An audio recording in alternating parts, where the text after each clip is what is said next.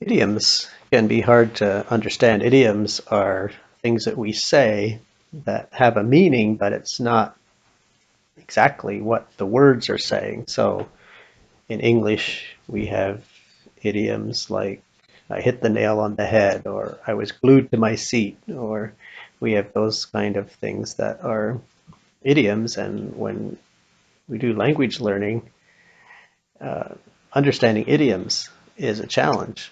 And when we are communicating with somebody that is communicating in their second language, idioms are something to be aware of and to think about how we use them and that they're not necessarily commonly understood.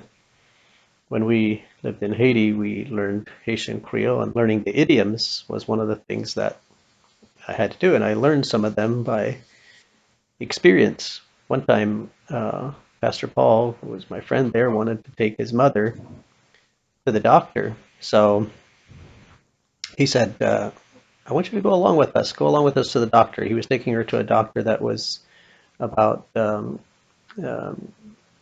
30 or 40 minutes from where we live by public transportation. And in their system there, you go to the doctor, and the first person who gets to the doctor's office gets number one, the next person gets number two, the next person gets number three. And then when the doctor comes, he sees people in the order in which they came.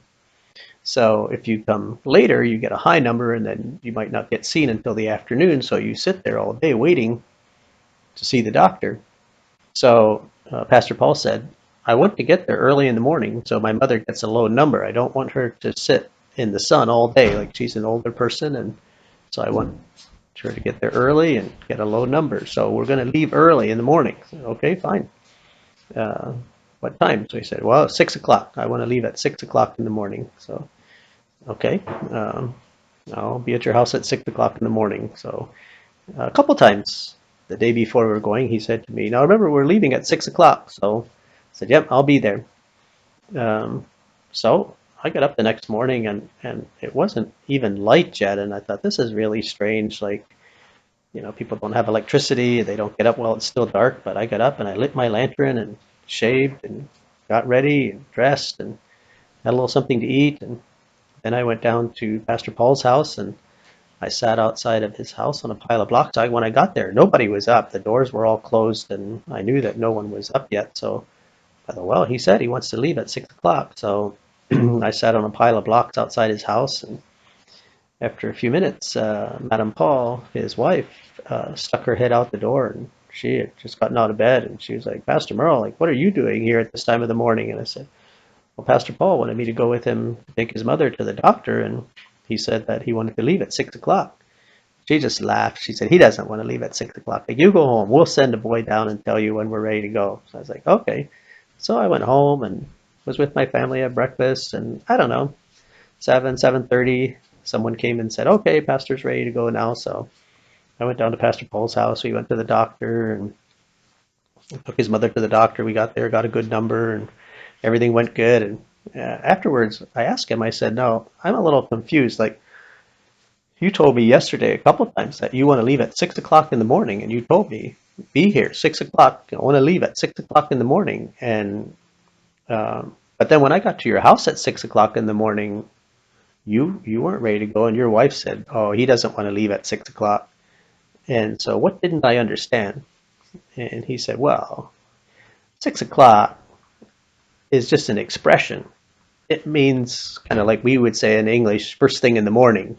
So he's saying what it means is I'm not going to take my cow to the water. I'm not going to get grass for my horse. I'm not going to be leaving my house and doing other things before I go. I'm going to get up, get ready, then I'm going to go. But I'm not going to be doing other things.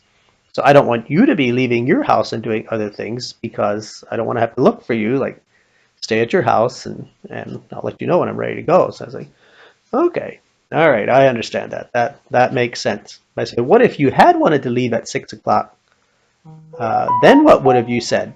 He said, well, if I wanted to leave at 6 o'clock, then I would have said 6 o'clock on top, which would mean 6 o'clock on top of your arm on your watch, and then you would know that is 6 o'clock on your watch. All right, I got it. So I learned an idiom. I learned something. Sometimes we think, especially in communication with people that are when we're dealing in it, when we're speaking a second language or someone else is speaking a second language, we think we're not understanding. We think people didn't tell us the truth. When in reality, maybe it was just an idiom. Maybe it was something we didn't understand. And I learned an idiom that day.